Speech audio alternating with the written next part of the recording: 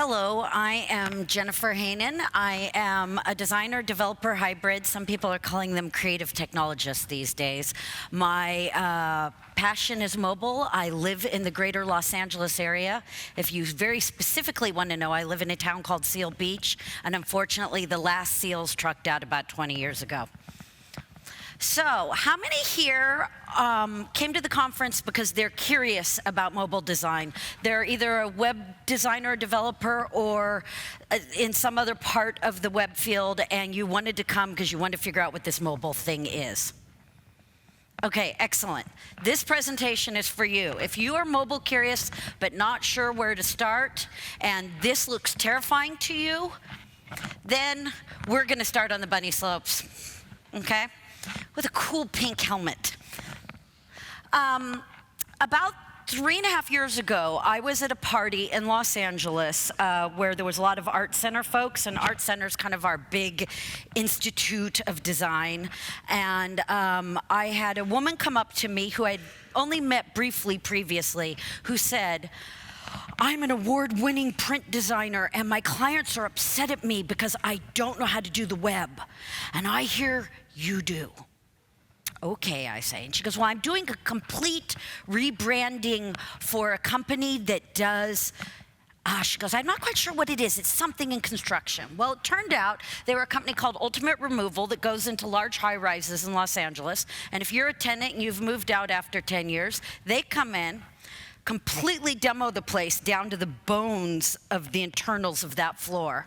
And then the next tenant gets to choose how they want their pony walls and their cubicles and whatever else they want. And so the designer had already pitched the client, had already done comps, and she wanted me to come in and do the code.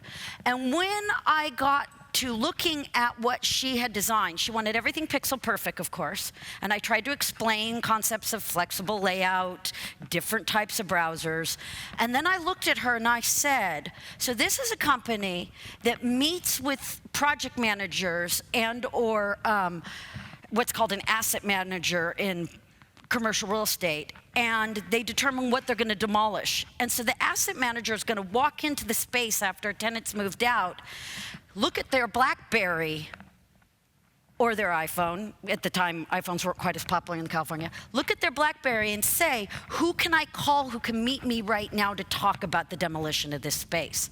She looked at me, she goes, "No one will do that." Yeah. So she brought me on board. I didn't really get to meet with the client until almost towards the end, but I decided to do guerrilla mobile website. Okay, I just decided, you know what, this is a small project. This print designer, quite frankly, is so far behind the curve that I was just going to go ahead, because the site really was only 7 pages or thereabouts. I was just going to go ahead and make a small mobile site. And that I would, you know, and you probably, your ethics are going, "Jennifer, I can't believe you didn't call the client. I can't believe you're the subcontractor and you went ahead and did this." But I thought about the user. And in this case, the user was going to be the asset manager, the project construction manager that quickly needed a demo company to come and view the space. So I put together a small mini site where, as you can see, the front page, instead of being this big, and the print designer insisted I keep the 300 DPI, 300 KB image. And I scaled it down, and I scaled down everything. But more importantly, I figured, since the demo company doesn't have people come to their offices, what they really needed was the telephone number that was right on every page, no matter what. And then when you clicked on it, it would dial the demo company. So we went in and delivered the site to the client. The client was very happy. And he said to me, "Well, what do you mean by a mobile site?" And I told him my theory. And he goes, "Well, I have a BlackBerry Pearl, and I can never see any websites on it." Pretty true about that browser. And this was 3+ years ago. So I had him bring it up, and he could basically see the bones of the site, the information. He could tap on the telephone number and dial his receptionist.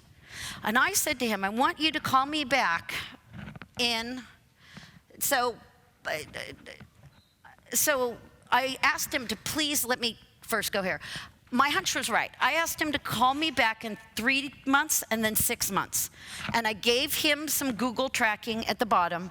And I said, I want you to call me and I want you to let me know at 3 months and 6 months benchmark what the amount of users are for the whole site, not just the mobile site.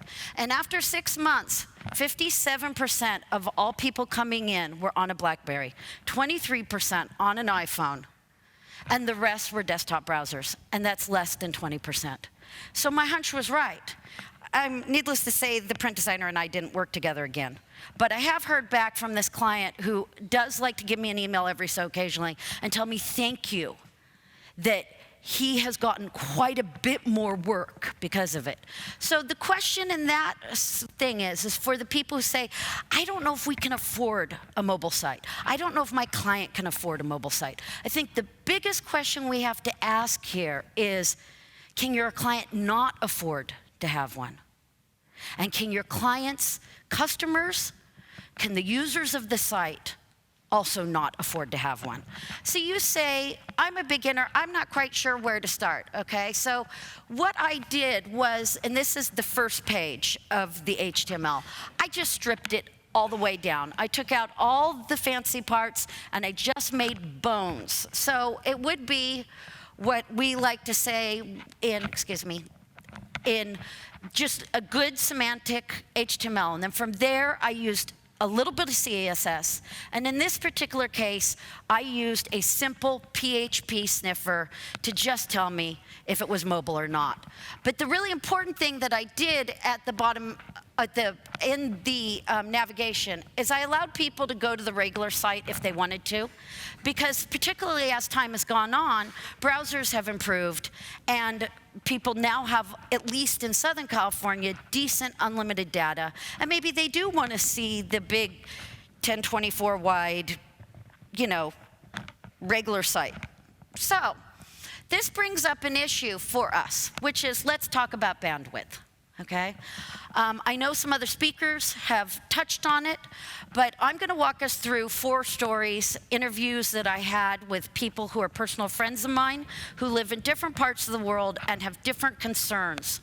These are all people who are like you and I. They're either web workers, professional bloggers, people who are connected all day, every day for various reasons of their own, but they may live in a place where they may not have unlimited data that has a great connection that's always coming down the pipe. So let's start with Rita El-Khoury. She lives in Beirut, Lebanon. She's a pharmacist. She finished up her PhD at the Sorbonne in Paris last year. She is a very passionate mobilist. She's known in the mobile tech blogging world as kind of one of the top bloggers. She blogs for quite a few sites. And she currently owns an iPod Touch, a Nokia N8, and an HTC Desire Z. And Rita, being Rita, she carries all 3 with her most of the time. Now, in Lebanon, the interesting part is their data plans aren't structured the way ours are. Their carriers there have a different approach to how we're going to do this. So most people, she says, are on prepaid, and they get a fixed 25 megabytes a month for $5 to $3 US. And if you sign a contract, you can get monthly plans for 50 megabytes for $10, 120 megabytes for $15, and 250 megabytes for $30, with each additional megabyte costing you 10 cents. So she has chosen, because she's building a new business, the pharmacy is almost ready to open, she doesn't have income coming in, she's chosen to go with the 120 megabyte a month plan. And these are all edge connections in Lebanon. And she has found that by using Opera Mini, that she is able to control. And she also has some very kind of elaborate data schemes. One of the big things that she has actually emailed me about in the past is, as a pharmacist, she needs to have drug information at her fingertips. And so that's one of the reasons she has an iPod Touch, is because there's some great medical dictionaries about the various drug interactions, so when her customers come in, she's able to inform them in the best way. But the problem is, and that's one of the reasons, the bandwidth issue in Lebanon is the reason she doesn't own an iPhone, thank you. There's 3 of them now, it's confusing. So she doesn't own an iPhone because an iPhone could run through 120 MBs very quickly. So she is using the iPod Touch on Wi-Fi when she has it. When she doesn't have the Wi-Fi wherever she is, like in the new building where they're building out the pharmacy, she's been using either her Nokia N8 or her Desire, HTC Desire, to tether to the iPad or iPod so that she can. But she's still managing all of this. So without flailing around and screaming, going, oh my God, what do we do? What do we do? There are 3 ways to approach putting the mobile in the mobile web. One of them is the CSS approach, the famed and lauded media queries. We also have the JavaScript approach, which is, as I call it, O braces, camel case, and semicolons. And yes, I did check to make sure I spelled that wrong, so it didn't sound like I was talking about something else. And then finally, last but not least, server side, which I say, fear not. So, as always, we want to start with good semantic HTML. We want the bones of our site to be able to hold the scripts and the CSS and whatever else we may be using, XML and other things. Now, one of the big questions we have to ask ourselves is, do we use HTML5 or do we use any number of, there's about 4 other good doc types that we could be using for mobile that are the kind of mobile basic things. And I gave some resources at the end that will help you compare them. So the question is, HTML5, very fashionable, very in, very fabulous, particularly for those of us designers and developers. It's got a lot of great new stuff. But as we heard yesterday at the browser presentation, that it's not there yet. That other than the iPad, the iPhone, and a few of the Android things, and people who know this much more than I, please tell me what that might be. The other browsers are just not there for handling it yet. So what do we do? Like I said, there's about 4 options with XHTML of things you could do, or and most folks don't recommend this. Some folks will use HTML4 transitional. So, CSS, the famed and lauded media queries. What does this mean? You hear about it all the time. Some folks talked about it yesterday. Stephen Hay, who will come on after me, will talk about it in much more length. So I'm going to go briefly. So in Ethan Marcote's responsive web design article, he advocates for the use of CSS at media types and query, which if you go to the article, which is at a listed part if you haven't already read it, and then there's been many other follow-up articles. Jeremy Keith has written quite a few. There's been some other ones out. He suggests that what we do is we say media in our link to our style sheet. We say media equals screen, and then you call out what you want your max device width. And if you want to call out a resolution, you can do that as well. So what you might have then is several CSS style sheets that would encompass various different widths, okay? Then you say, but then how do I lay it out? Well, you use fluid layouts, flexible layouts. And if you're a person who up to this point has been a fixed width person, please break yourself of the habit. Fluid is so much fun. And you say, yes, but I must be pixel perfect and control everything. I say, no, go with the flow. Sometimes in life, you gotta have a few things that just kind of, come back and forth. The other thing that Ethan recommends is flexible images. And one of the ways he solves that is within the CSS, having an app media query for the screen and a max width. And then from there, he calculates a percentage, not pixels, not EMs, but he's calculating a percentage of how that then within that max width of 400, that image should fit within the grid. And so he gives a comment by saying that would make the image 21 pixels divided by the 633. And so all of this, you say, great, But there's one small problem, which is, whoa, I also want to point this out, sorry. Mr. Marcotte is not the only one who's a proponent of responsive web design and media queries. Like I said, our own Stephen Hay will be presenting on this after me, and he'll be going much more in depth and giving you all the latest on it. But if you would like some inspiration and some sites to look at, and to look at some of the view source so you can see the code and how people did it, I'm going to recommend the new media queries .es website that's come out. Some really nice pieces on it. You might want to also try it on some mobiles or a mobile and see how some of the examples they give look on your phone. Oh. So we might have some pros and cons then with media queries. The biggest pro of all is that it's using CSS in a relatively simple way for those of us who are web workers who've already been immersed in CSS and HTML, for a way that we can just plug in right away. And so, in one of the articles that was kind of written on the subject within the last 6 to 8 months, Jeremy Keith pointed out that if it's not within the budget of your client to do a full separate mobile website, this is really a great place, and he didn't use this wording, this is my wording, a kind of a great stopgap, a place where you can get started at, okay? The cons are, it doesn't take in consideration of bandwidth or the kind of connection. Is the user coming in on mobile data, or are they coming in on Wi-Fi? So there are a few image reduction techniques out there, of which some people that I've spoken to in the last couple months have said they're just not there yet. One of them is tinysource.net. There is Ethan, in his blog posts on the subject, has listed some other subjects.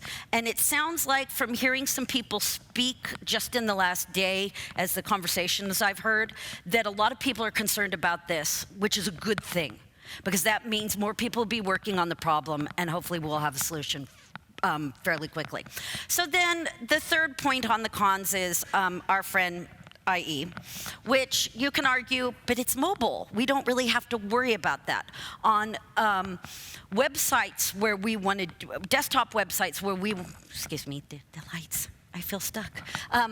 On desktop responsive websites, there are some JavaScript and other ways to convince Internet Explorer that it wants to participate in the party. Internet Explorer 9 will support media queries. But the question for mobile is, what about the mobile browsers? And right now, Internet Explorer 9 has not come to mobile. The team is working on it for the Windows 7 phone, but all the current iterations of Windows phones that are out in the market, living around the world right now, have a reduced mobile version of IE6. And then most importantly, for the data sippers, like my friend Rita, all the scripts and media objects are loaded by the browser, even if the app media gives a different layout and images for the small screen. So the way the DOM works, it's going to load. Okay, and so one of the things I've also heard is people are working on this, that you would use JavaScript or another script up at the very top to reroute and say, don't load all this until you determine who this browser is. I've also been told by some other folks that this actually is not effective and not working. And one of those other folks will be speaking later and be giving another solution. So I won't give away his speech. Okay, so let me just check my time. Okay, good. So mobile sites are a must, and it depends on how we're going to do it. And I'd like you to meet CJ. He's a third culture kid. And by third culture, I mean he was born one place, raised another, and now lives in a third space. And he is incredibly bright and vibrant. This is him at his favorite place at South by Southwest this year, which was the Pepsi Max lot. And he played a lot of ping pong and drank a lot of Pepsi and got very, very hyper. He has a comp sci degree and was a programmer and decided he wanted to toss that in. That was for the birds. And now he is is a professional full-time mobile blogger. And he makes that work by living in a cheap apartment in Delhi. And he is able to, as he says, barely live on his ads. Now, CJ is the kind of person that, yes, on Friday at South by Southwest, he stood in the line with everybody so he could get the iPad too. He has multiple Nokias and many other mobiles. He's one of those people that you just kind of see his cargo pants a little full. And that's usually multiple mobiles with multiple SIM chips. And he's very connected, okay? So, since he says, but one of the things he wants to say about living in Delhi is that he thinks a lot of people assume that everyone out there has a 3G plan, okay? And that it's unlimited, or that it has a lot of leeway. And what he meant by that is that the connection stays connected the whole time without dropping. He says that in India's case, this is definitely not true, okay? And that folks tend to avoid mobile websites when it be too data intensive or use way too much flash. A mobile-friendly version is a must here if you want people to visit your site. And then he goes on to tell me that in Delhi, there isn't a lot of free Wi-Fi. So there isn't coffee shops or cafes that you can then just kind of go and sit, okay? And to kind of give you a bit better of an idea, and you say, well, my clients are mostly in insert name of country. My clients' customers are mostly insert name of country or region or area. And with the internet, you can't assume that. I don't know if you guys are watching your stats, but I have for years now, and I'm always astounded by how many people from around the world come to the various sites I've made. And that it's not just I jumped in from a search, but that they're repeatedly coming back and visiting again and again and again. So the assumption that we have that everyone's got an iPhone and everyone has unlimited data and unlimited bandwidth simply just isn't true. So to give you some numbers, and I didn't want to put it up here because I didn't kind of want to be overwhelming.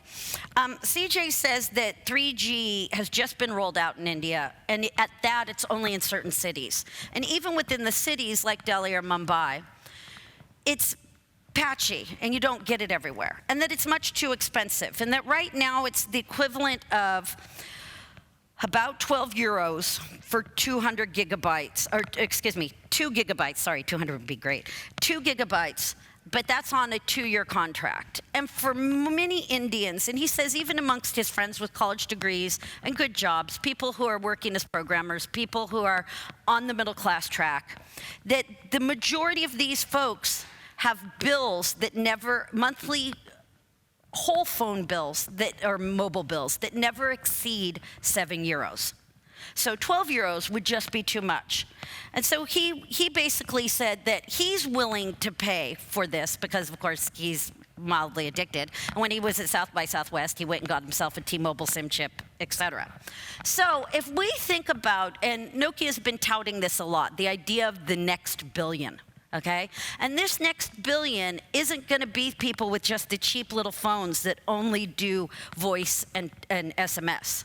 These people are going to come in on lower-end Androids, on Nokias, and possibly, who knows what happens, Apple might provide us with an iPhone Nano, which then might be cheap enough. And so, as Stephanie Rieger said yesterday, you can now produce a phone in Asia for under $90 or 90 euros, and you can put Android on it, and it's free. And as a result, very quickly, we're going to start seeing 25 euro phones that are able to have apps, that have full internet capacity, and will have good browsers.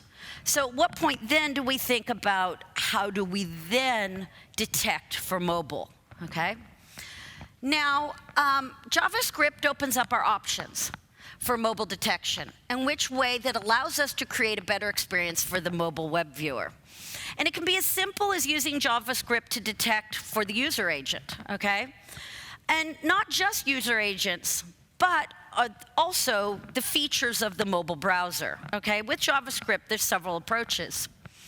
There's the cudgel, which is a short, big stick that policemen carry, okay? And that's the user agent mobile browser detection. And I'm using the JavaScript one here from detectmobilebrowser.com, which is actually a great site. You guys, if you're just ever on the quick, you need a script. What they have done for practically every client-side and server-side language from ASP all the way to Python is providing you with the start of a function, an if statement, a regex with all the potential mobile browsers out there, and then an end statement to tell you where to redirect, and then you make the choice, okay? So you say, great, Jen, but user agents aren't always true, and people can spoof them, right? And one of the tricks that carriers do, or the operators, is they use things called transcoders. And there is a wonderful rant/manifesto from Luca Pacini up on the Werfel site, where he basically tells the operators and the carriers that they need to get their act together and stop spoofing user agents, and he kind of goes down on bad practices. I put it in the resources. Please read it. It's amusing. It's good. And you think to yourself, yay, it's one man against the operators. There is the ballet dancer of JavaScript, which is the mobile browser feature detection. And this particular example is Modernizer. And maybe you guys are already using Modernizer on your websites to find out the features that are available, and then you run a test, the test comes back, and you say, great, I can serve this then to this particular browser. So in the case of Modernizer, if you go to the website, you can look, they have a great list. It tests for touch, it tests for a variety of things, well quite beyond just screen size, okay? Now, let's see. One not so small problem. Not all mobile browsers are JavaScript equal, and some feature phones have little to no JavaScript, as we found out yesterday in 2 separate times. I would refer to PPK's mobile compatibility tables as a way to see what potential phones you could be targeting might have which JavaScript feature, particularly if you are going to use JavaScript to roll out some fun and fancy features. Okay, but we can't count JavaScript down or that it won't write itself, okay? Many have great hopes that jQuery mobile will mature in a way, or that a web trio of HTML, CSS, and JavaScript will be more than enough for the mobile web, as well as other future JavaScript solutions for the mobile browser. So while we're not quite there, because JavaScript can't tell us about data, it can't tell us if the user is getting a dropped connection, but our friend Scott Gell later today will be presenting on jQuery for mobile after lunch, and hopefully he can tell us about where that future will go, okay? So how do we build for complex mobile web? Okay, this is my friend Chandru. He is a filmmaker and archaeologist. He just finished up a dual graduate degree at the University of Bristol in filmmaking and archaeology. He is a photographer. He leads the Chennai Flickr photo group, and once a month they go and do photo walks around Chennai. I've had the pleasure to join them once, and Chandru's absolute love for history, culture, and all the layers of a city. It's wonderful to walk around with him for 4 hours because he can just give you layer upon layer upon layer. And he is very Chennai proud. When he was in the UK, he did have an iDevice, but now that he's back in India, he's using his Nokia E63, which is a non-touch device with a full QWERTY keyboard. And he told me that he's very happy with it. So one of the things I asked each of the folks was, what do you want web and mobile designers to know that you would like to see change in the mobile web? And he said that he thinks that support for Indic scripts will become very important in the future. India has over 1 billion people. 1/3 of them are in their middle class. More than 1/3 of them have mobiles, and very soon, more than 1/3 will be on the mobile web. And he says more and more Tamil, Hindi, Indian language publications are getting online, and a lot of Tamil blogs already exist, so support for Indic scripts on the mobile web is essential. I realize that this is an issue with slightly older phones, and that newer phones come with UTF-8 support. Okay? Just to also give you a background, because right now he just got his first job in the Tamil film industry, and he is also living on a budget. He is on a pay-as-you-go Vodafone 3G month-to-month in Chennai. He told me that he told it to me in rupees, so I'll equivalent it for you. It's basically 15 euros a megabyte. Okay? And yeah, expensive. And that Vodafone has announced special recharges for 3G access booster cards, where the price will come down a bit. And so what he says is that if you're a good customer, and I guess you're spending a lot of money on your data, Vodafone will give you a nice little card to say thanks. And he said recently he just got an extra 80 megabytes of data, but still not much. So, which is why he returned to the Nokia, because he can do quite a bit of data sipping with that. So in this particular case, now we need to start moving over to server-side detection, okay? And with server-side detection, we do, you've determined that you do need a separate mobile website, and you've determined that you need to be more accurate in assessing who the mobile browser is, okay? And so this will work for many mobile connected devices, particular ones that JavaScript may not work with, or where the users are very bandwidth sensitive, okay? And so it's time to look to the server. If the word server-side gives you, as a designer, fear in your gut, worry not. If you were willing to calculate the fluid grid percentages to beyond the 8th decimal point, in this case probably 15th, then a wee bit of server-side scripting should not give you any fear, because if you're doing this, you already have a math degree. So much like the JavaScript cudgel, there's also a server-side cudgel as well.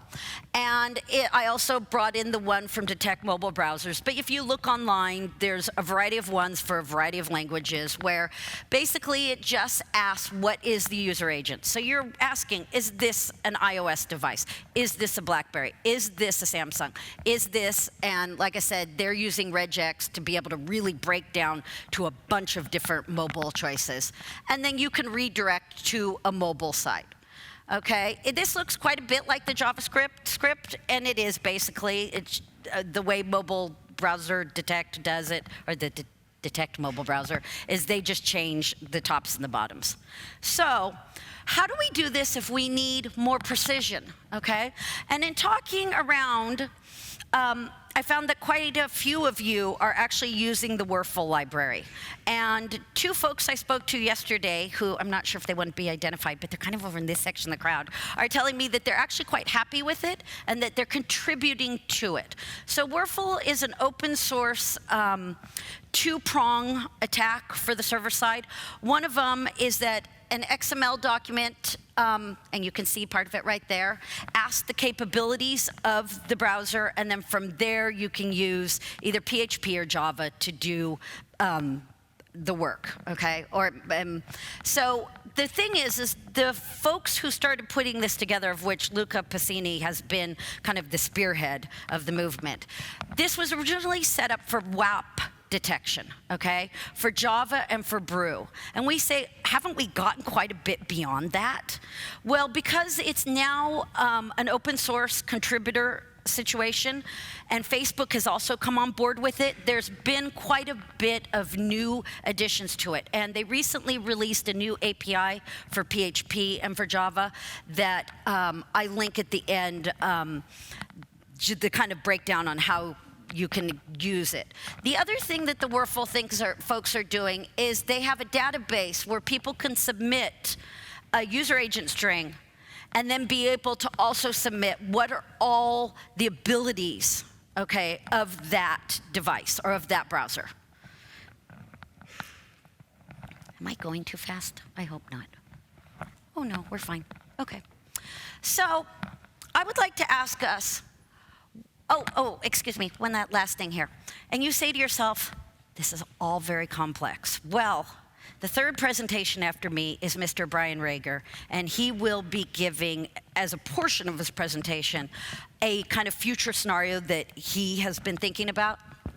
So what challenges do you face with bandwidth? Okay, and I'm looking at all of us here. This is Jason. I met him at South by Southwest about 6 years ago. He lives in San Francisco. He's a web developer. He's worked on the front end at Yahoo. He's currently working at a news site that they're doing some new stuff with Python. He is a passionate photographer and a bear bon vivant. He lives in the Castro.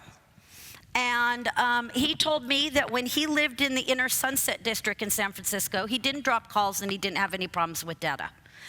But now that he's in the Castro, it's quite a dense neighborhood, and everyone has an iPhone on AT&T, everyone. So he said that depending on his part of his apartment, depending on the time of day, and depending who's around, is whether he has connection or not, okay? And I went to tea with him in November at a wonderful little cafe just around the corner from his apartment. And while we were there, he couldn't get a signal at all on the iPhone. I could get a tiny SMS. I could send SMSs in and out on my Nokia N8, and only occasionally did I see an edge symbol. So if I wanted to check a map to where I was going to drive to next, if I wanted to be able to check into Foursquare or Guerrilla, if I wanted to tell the Twitter folks that, hey, I'm hanging out with Jay Shao, I couldn't have done it. And so San Francisco can be a connectivity black hole.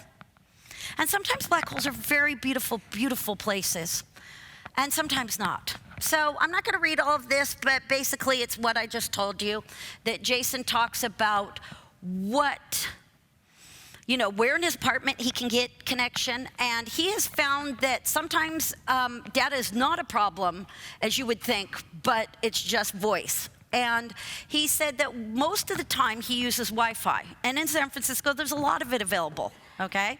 But there's times, as he says, that it's a really bad time to be left in a lurch with no data when he's out driving, and he needs maps. So the question becomes for us is, how do we go for this user use case? How do we go for the use case where technically they should have great data connection? They have an unlimited plan. He has the $30 a month with AT&T for unlimited data.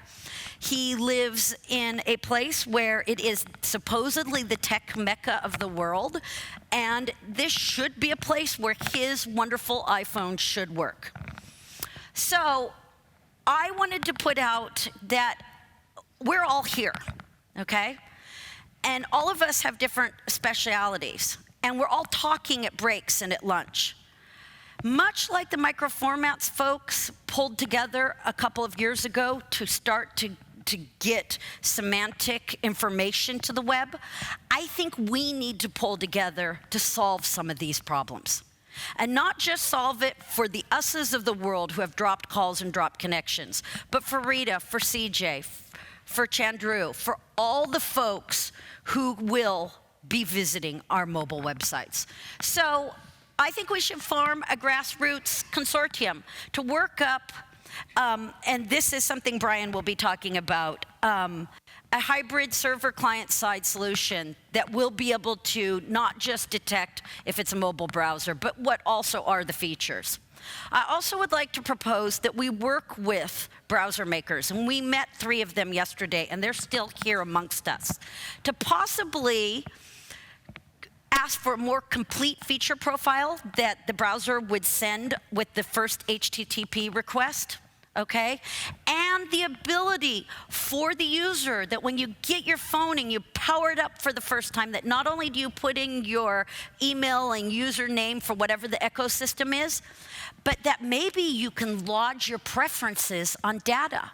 That each time before you open your browser or as you open it, that you are able to say, today I'm in a place where I'm going to have bad connection. Can you please think about this? Or today, I'm going to have great connection. Give it all to me, baby. Or that today, I'm going to be on a train and it's going to go spot, spot, spot.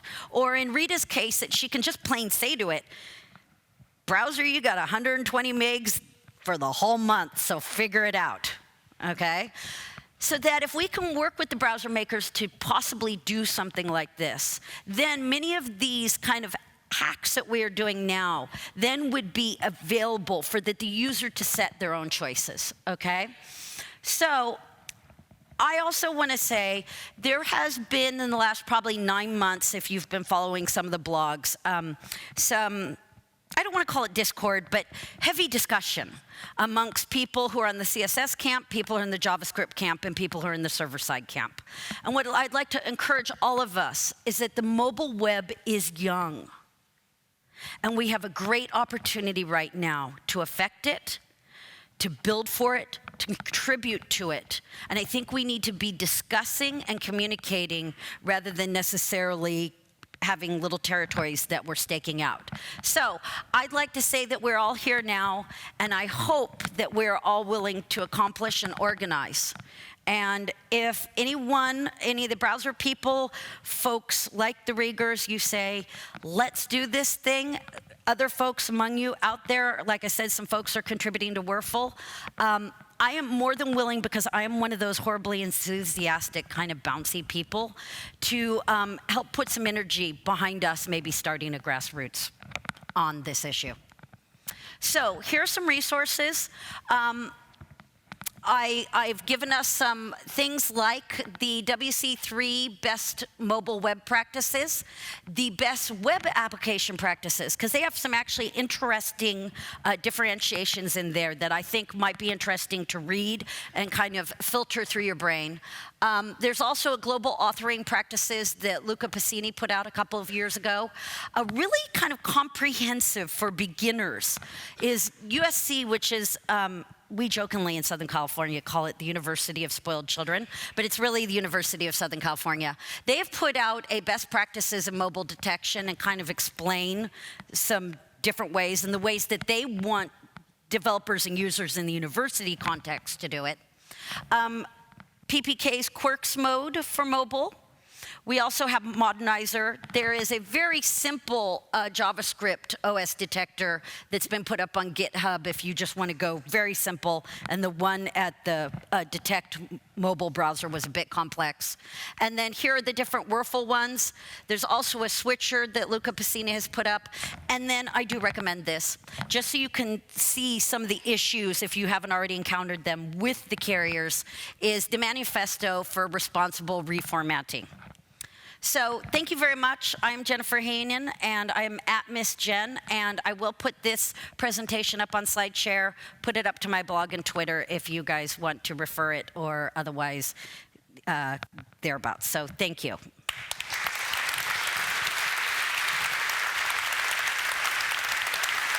Do we have questions? Oh, okay. Do we have any questions? Okay.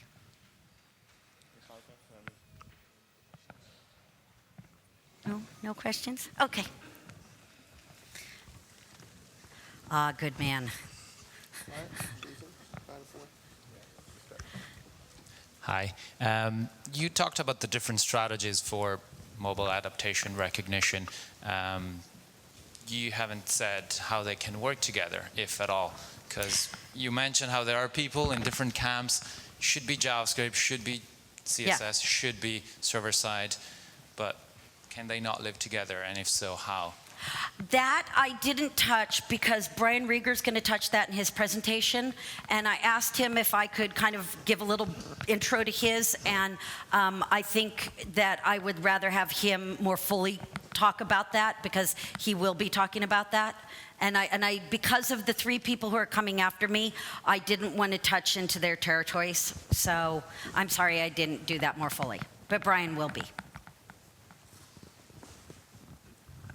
And Andrea, you were a part of the whole movement of folks. You still have the microphone? Okay. I would like to give some focus here, okay? Well, we met Andrea yesterday as part of the Nokia browser crew. I would also like to say, and he may be a little embarrassed that I'm doing this, that he was a part of the whole set of people who started dealing with this issue in the last 10 years. And can you give us a little bit, just a little bit about that? Well, in 2001, we created Werfel. I've been the maintainer for 5 years. Okay. So I worked actively there. I was the author of the original PHP library. So then I moved to .mobi, Device Atlas, another device database that we developed with James Pierce at .mobi. Kind of different approach, both in data collection and how the API works. So I've done quite a bit of server-side detection in the past 10 years. And do you have any recommendations for the folks who are just starting?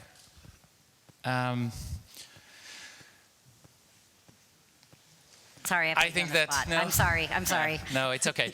I think that, of course, this was a good starting point, but there's a lot more. I mean, I think that Werfel can be overwhelming, and on the other hand, the detect mobile browsers is a bit too shallow.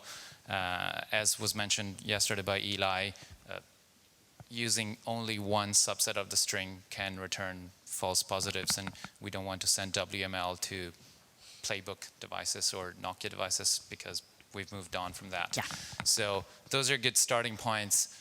You need to look more into it, and I think that the answer is not into one of the camps, but you need to find the one that works best for your type of site, for your design, and for your target audience. Yes, and that might be different with each different site you do, because you may have different users, you may have a different spec, you may have a different goal for that site.